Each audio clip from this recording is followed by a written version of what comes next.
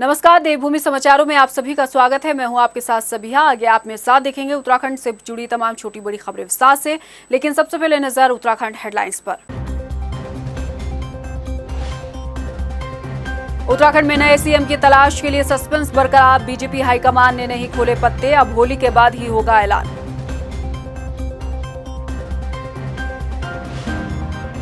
दो 2010 में हुए पुस्तकालय घोटाले में हाईकोर्ट का मदन कौशिक को नोटिस। 16 पुस्तकालय बनाने के लिए आवंटित हुई राशि में बंदरबाट का आरोप। 20 अप्रैल को अगली सुनवाई। प्रदेश भर में 12 से 14 साल के बच्चों के लिए शुरू हुआ टीकाकरण अभियान। हल्द्वानी में दिखी धीमी रफ्तार, चंपावत में नहीं पहुंची वैक्सीन की पहली डोज।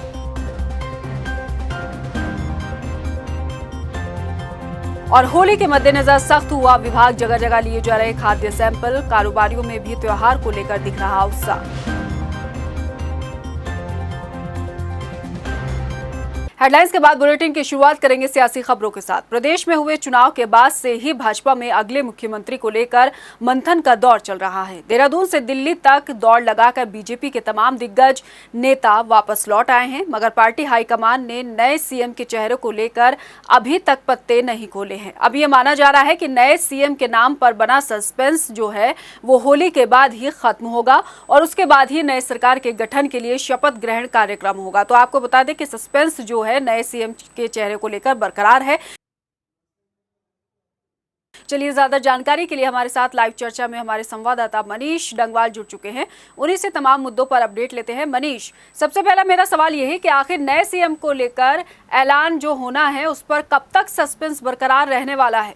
देखिए, बिल्कुल सीएम पद पर जो यहाँ पर नया मुख्यमंत्री चुना जाना है उत्तराखंड में, उसको लेकर जो सस्पेंस है वो होली तक यहाँ पर रहेगा। और होली के तुरंत बाद जो बीजेपी के पर्यवेक्षक यहाँ पर बनाए गए हैं, क्या केंद्रीय पर्यवेक्षक राजनाथ सिंह और मीनाक्षी लेखी, वो उत्तराखंड पहुँचेंगे। और जिस तरीके से पिछले 2 से 3 दिनों में भाजपा के तमाम बड़े नेता जो थे वो दिल्ली में मौजूद थे, अब होली के त्यौहार के चलते उन्होंने उत्तराखंड का यहाँ पर रुख शुरू कर दिया है। और जो कार्यवाहक सीएम पुष्कर सिंह धामी हैं वो उत्तराखंड पहुंच चुके हैं। बीजेपी के जो प्रदेश अध्यक्ष मदन कौशिक हैं वो उत्तराखंड पहुंच रहे हैं। तो कुल मिलाकर कल परसों का जो समय है वो उसमें जो तमाम उत्तराखंड के नेता हैं या भाजपा के नेता हैं वो अपने अपने विधानसभा क्षेत्रों में रह सकते हैं। और मुख्यमंत्री पुष्कर सिंह धामी जो है कार्यवाहक, वो भी खटीमा पहुंचे हैं। तो कुल मिलाकर खटीमा के जनता के बीच वो अभी हैं। कल क्या कुछ कार्यक्रम उनका रहता है देहरादून आने का, इस पर सभी की नजरें कि आखिरकार जो होली है,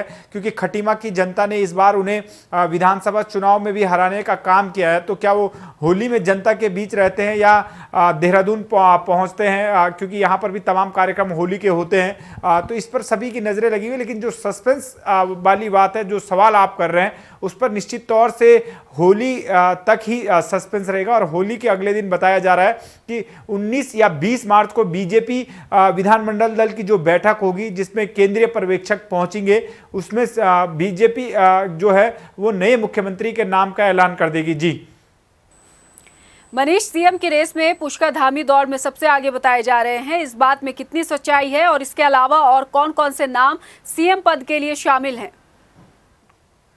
देखिए, बिल्कुल जो मुख्यमंत्री पुष्कर सिंह धामी कार्यवाहक हैं उनके नाम की चर्चा इसीलिए है क्योंकि जिस तरीके से उन्हें केवल 6 से 7 महीने का समय यहाँ पर मिला है और उस 6 से 7 महीने के समय में उन्होंने कई बड़े फैसले लिए। और जिस तरीके से आशंका लगाई जा रही थी कि 2 मुख्यमंत्री बदलने के पीछे और तीसरे मुख्यमंत्री को बनाने की वजह सीधे तौर से भाजपा हाईकमान की एक ही है कि भाजपा हाईकमान को भी लगता था कि यदि अगर त्रिवेंद्र सिंह रावत या तीरथ सिंह रावत के नेतृत्व में चुनाव हुआ तो भाजपा को यहां पर नुकसान उठाना पड़ सकता और जो सत्ता में वापसी है वो मुश्किल यहां पर दिख रही थी भाजपा को, इसीलिए मुख्यमंत्री का चेहरा बदले गए थे। तो कहीं ना कहीं जो धामी मुख्यमंत्री बनाए गए थे तब से उन्होंने, अगर भाजपा के ग्राफ की बात करें तो तेजी से उनके नेतृत्व में भाजपा का ग्राफ बढ़ा भी और वो रिजल्ट उनके सामने सबके सामने है कि 47 सीटें यहां पर बीजेपी की आई हैं। हालांकि जो खुद का चुनाव यहां पर पुष्कर सिंह धामी हार गए, तो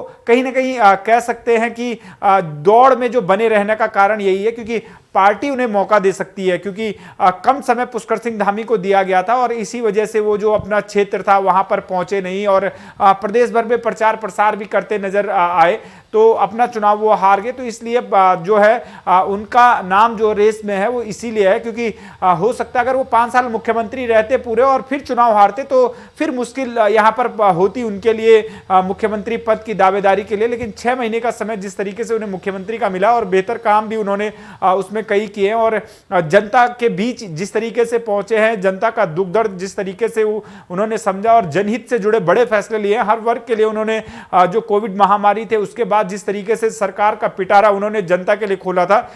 मनीष, दिल्ली में चले लंबे चौड़े मंथन के बाद तमाम दिग्गज देहरादून लौट आए हैं। उन नेताओं से आपने बातचीत भी की होगी, क्या कुछ कहना है उनका?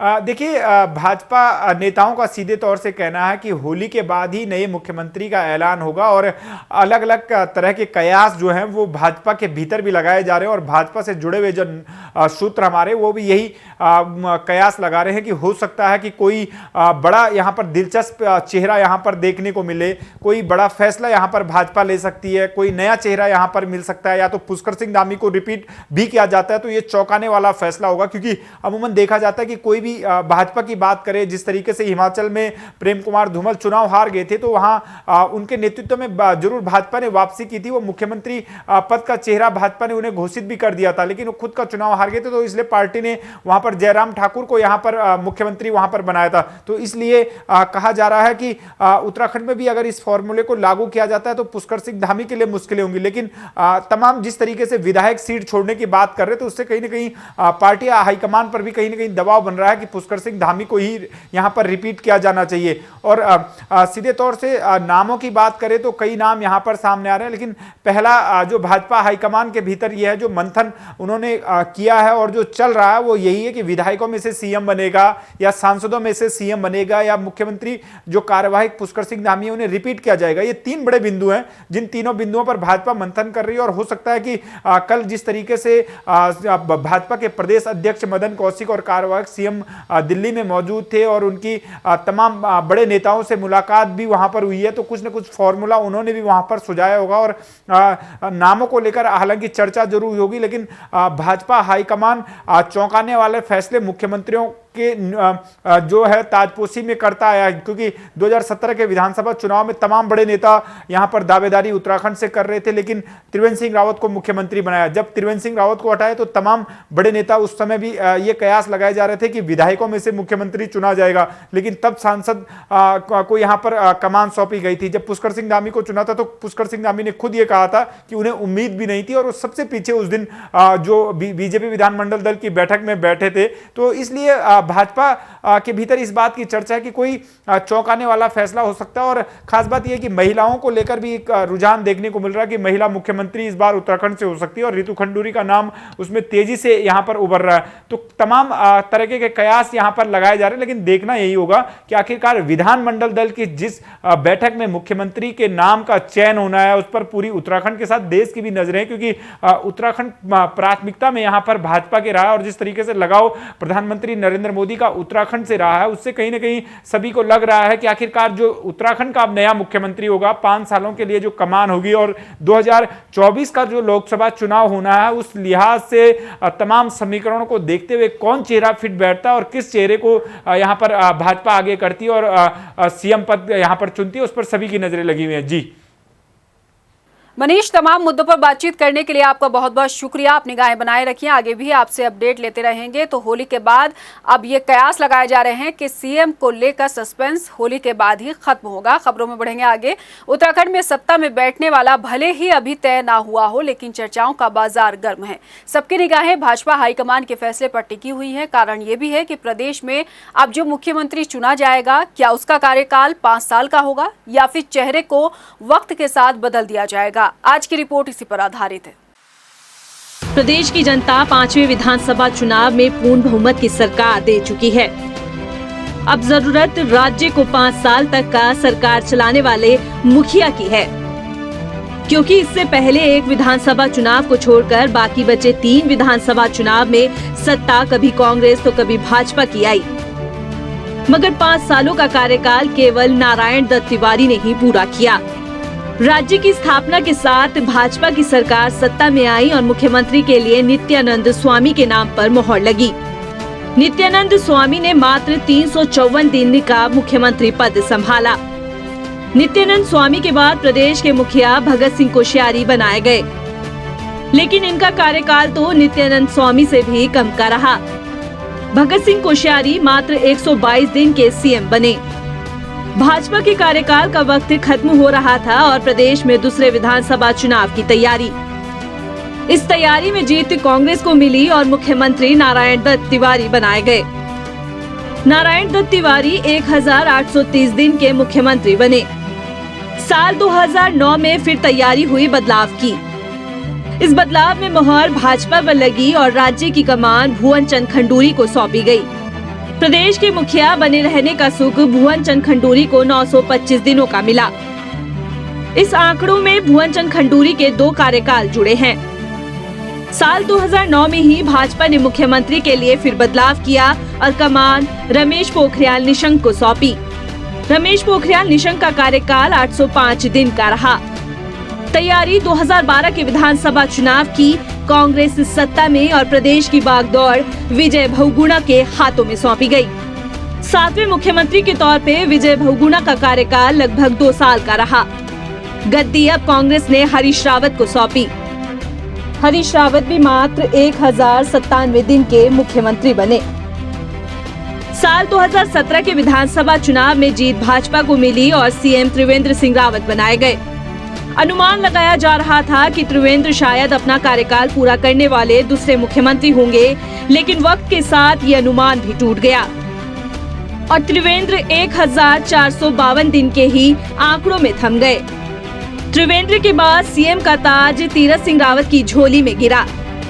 तीरथ महज 114 दिन के ही मुख्यमंत्री रहे। तीरथ के बाद 254 दिन के सीएम पुष्कर सिंह धामी मुख्यमंत्री बनाए गए, जो इस समय कार्यवाहक मुख्यमंत्री हैं और राज्य 5वें विधानसभा चुनाव के मुखिया का इंतजार कर रहा है। मुख्यमंत्री पर भाजपा आलाकमान मोहर कब लगाएगा ये कोई नहीं जानता और जिसे चुना जाएगा क्या वो 5 सालों का कार्यकाल पूरा करेगा ये भी वक्त बताएगा। उत्तराखंड में मिली कांग्रेस को बड़ी हार का ठीकरा हरदा के सिर ज्यादा मढ़ा जा रहा है। हालांकि हाईकमान के आदेश पर कांग्रेस प्रदेश अध्यक्ष गणेश गोदियाल ने अपना इस्तीफा दे दिया है। पार्टी हाईकमान के इस एक्शन के बाद कांग्रेस में बड़े बदलाव की संभावनाओं को जन्म दे दिया है, तो हरदा की मुश्किलें अभी भी कम होने का नाम नहीं ले रही हैं। उत्तराखंड में कांग्रेस को मिली करारी हार के बाद पार्टी हाईकमान ने एक्शन लेना शुरू कर दिया है।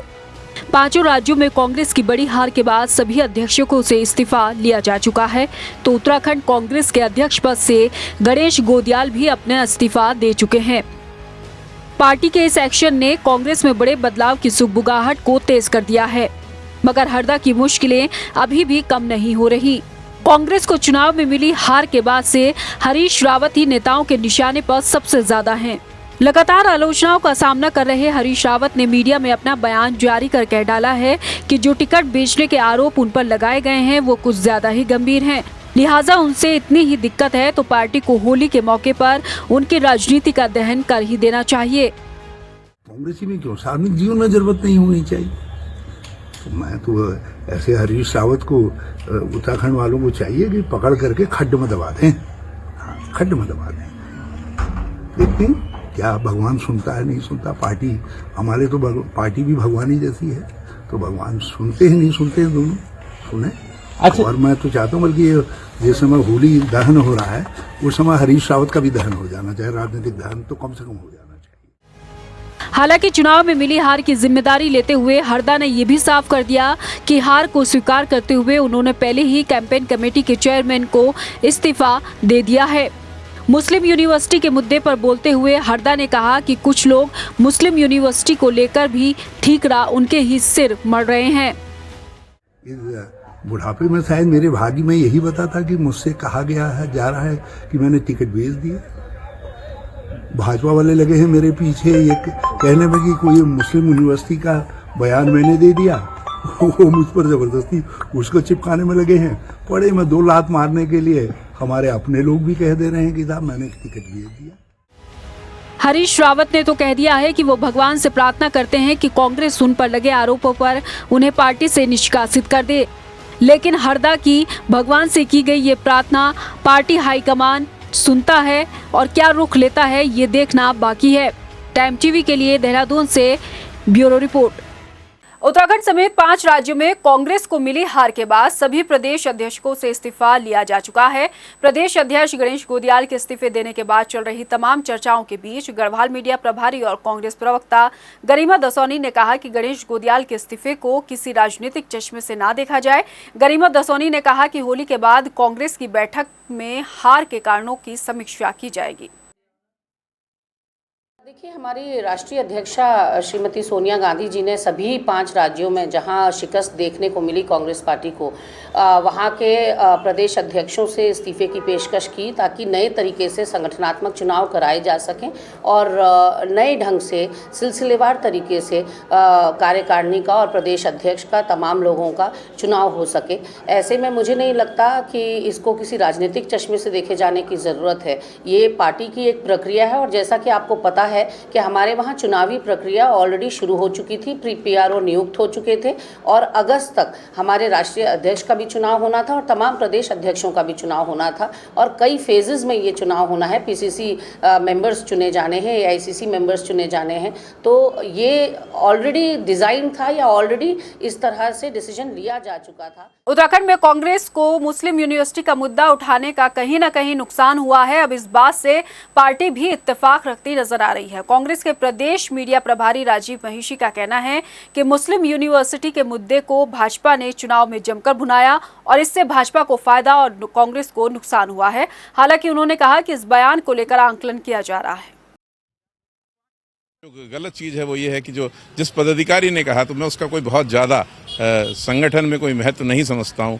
किसी जिम्मेदार नेता ने, मैं नहीं समझता कि हमारे शीर्ष नेता, चाहे वो माननीय श्री हरीश रावत जी हों, चाहे वो गोदियाल जी हों, गणेश गोदियाल जी हों, चाहे प्रीतम सिंह जी हों, इन लोगों ने इस तरीके का कोई बयान नहीं दिया। यदि किसी ने गैर जिम्मेदाराना जो है बयान दिया है और यदि उसका अस्तित्व बहुत बड़ा संगठन में नहीं है तो मैं नहीं समझता कि इसको बहुत गंभीरता से लिया जाना चाहिए था। तो निश्चित तौर पर उसका यदि नुकसान हुआ है तो हम उसका भी आकलन करेंगे। 2022 की बिसात में नवनिर्वाचित हुए विधायकों का शुक्रिया अदा करने का सिलसिला जारी है। रुड़की के पिरान कलियर विधानसभा सीट से चुनाव जीते नवनिर्वाचित विधायक फुरकान अहमद ने क्षेत्रवासियों का शुक्रिया अदा करते हुए कहा कि क्षेत्र की जनता की उम्मीदों पर खरा उतरने की वो पूरी कोशिश करेंगे। मेरी पिरान कलियर की जनता ने इस बार नहीं, मुझे 3 बार विधायक बनाया। ये पिछले 2012, 2017 और 2022 में रिकॉर्ड मतों से मेरे पिरान कलियर के सभी बुजुर्गों ने, नौजवान साथियों ने, मेरी माँ और बहनों ने, प्यारे बच्चों ने भी, सब ने मेरे लिए दुआएं भी की और मेरे लिए बहुत सहयोग किया। जो आज मैं तीसरी बार विधायक बना हूँ, अपनी जो जनता का मुझे प्यार मिला, मैं उनका बहुत बहुत तहे दिल से शुक्रिया अदा करता हूँ, धन्यवाद करता हूँ।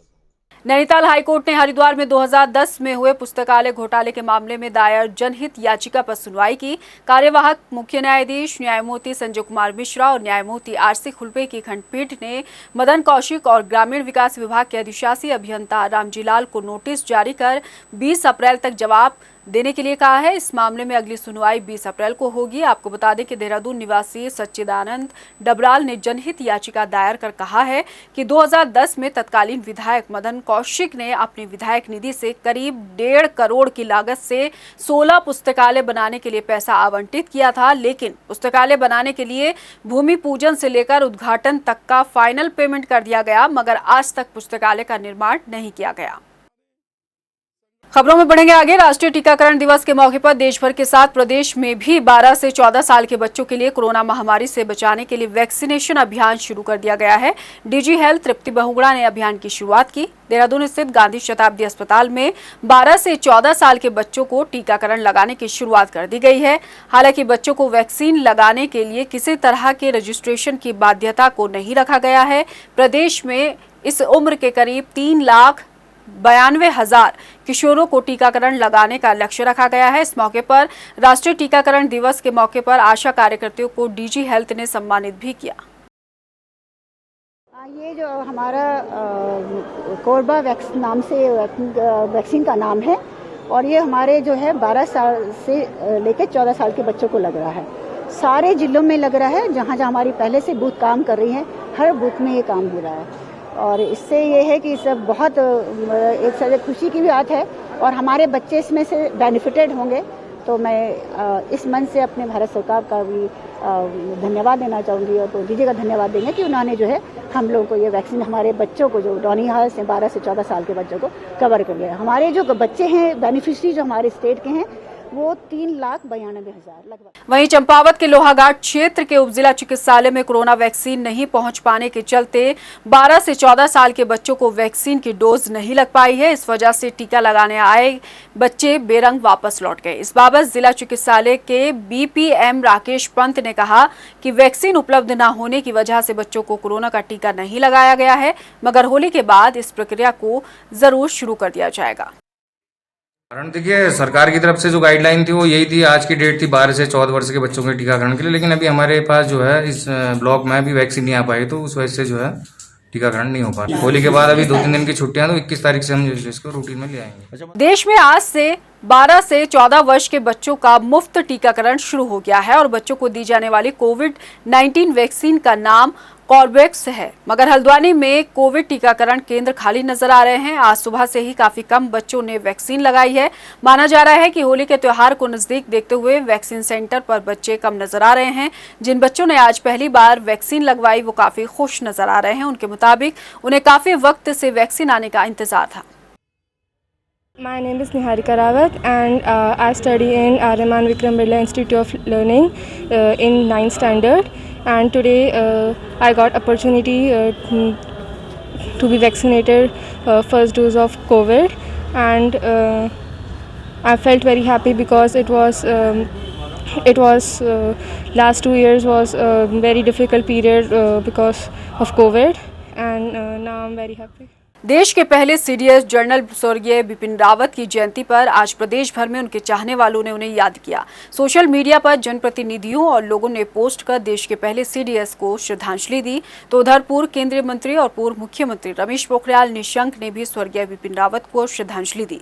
उन्होंने ट्वीट कर उनके नाम एक संदेश भी जारी किया, जिसमें निशंक ने लिखा कि वो वीर थे, रणधीर थे, दुर्जय शूरवीर थे, उत्तराखंड के गौरव और भारत के पहले रक्षा प्रमुख और भारतीय थल सेना अध्यक्ष, पद्म विभूषण से सम्मानित स्वर्गीय बिपिन रावत जी को जयंती पर उन्हें विशेष नमन। वहीं उधम सिंह नगर के सीमांत खटीमा क्षेत्र से नवनिर्वाचित कांग्रेसी विधायक भुवन कापड़े समेत सैनिक प्रकोष्ठ सदस्यों ने देश के पहले सीडीएस स्वर्गीय बिपिन रावत को जयंती पर उन्हें श्रद्धांजलि देते हुए नमन किया। कार्यक्रम में अपने वीरांगनाओं का हमारी मदद करने के लिए धन्यवाद किया और ये साहब को याद किया। सब लोगों ने यहाँ पर की बात कही थी, जनरल हमारे सीडीएस बिपिन रावत जी हमारे उत्तराखंड की धरोहर थी, हमारे देश की धरोहर थी, जिन्होंने विश्व में उत्तराखंड को और भारत को नई पहचान दी। आज उनके जन्मदिन दिवस यहाँ पर धूमधाम से उत्तराखंड में फिलहाल स्वास्थ्य सेवाएं जो हैं वो अब पटरी पर लौटती नजर आ रही हैं। इसके मद्देनजर उत्तराखंड सरकार और मेडिट्रीना हॉस्पिटल के बीच एक एमओयू साइन हुआ है। इस एमओयू के तहत लोगों दिल के जो मरीज हैं उन लोगों को कोरोनेशन अस्पताल में निःशुल्क इलाज मिल सकेगा।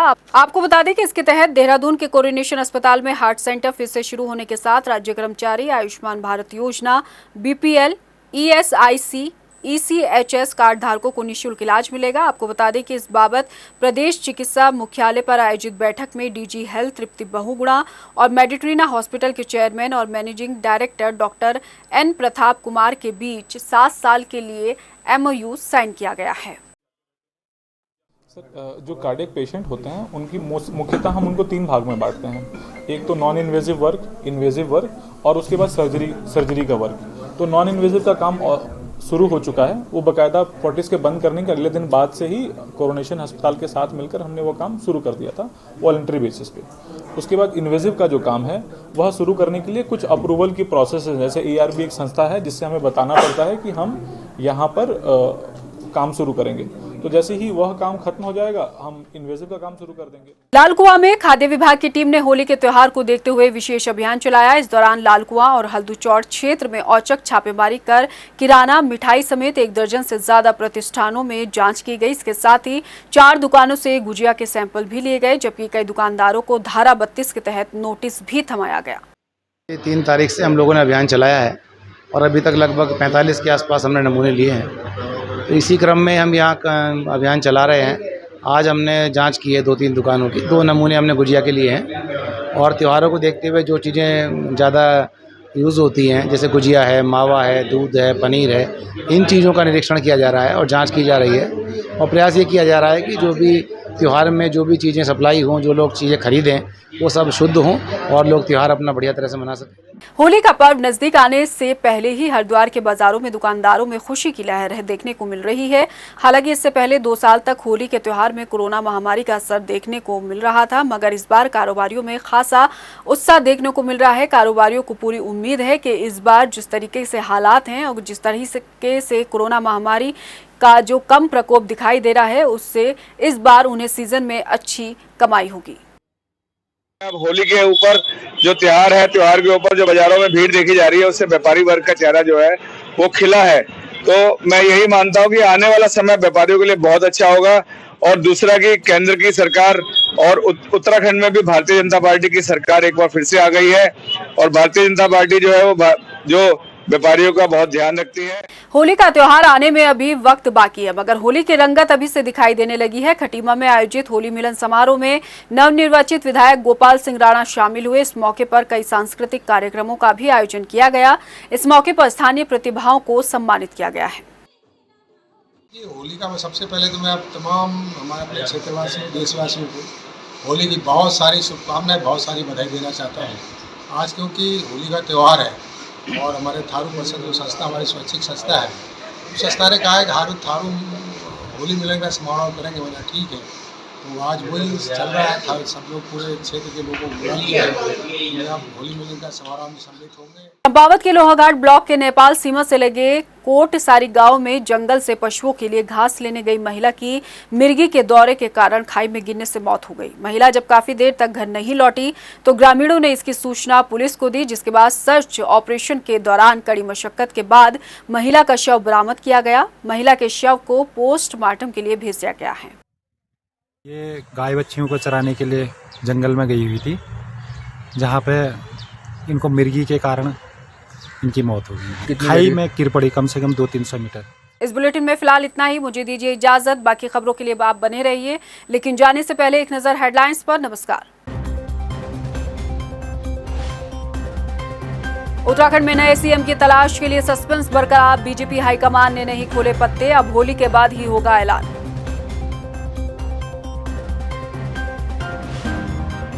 दो 2010 में हुए पुस्तकालय घोटाले में हाईकोर्ट का मदन कौशिक को नोटिस। 16 पुस्तकालय बनाने के लिए आवंटित हुई राशि में बंदरबाट का आरोप। 20 अप्रैल को अगली सुनवाई। प्रदेश भर में 12 से 14 साल के बच्चों के लिए शुरू हुआ टीकाकरण अभियान। हल्द्वानी में दिखी धीमी रफ्तार। चंपावत में नहीं पहुंची वैक्सीन की पहली डोज।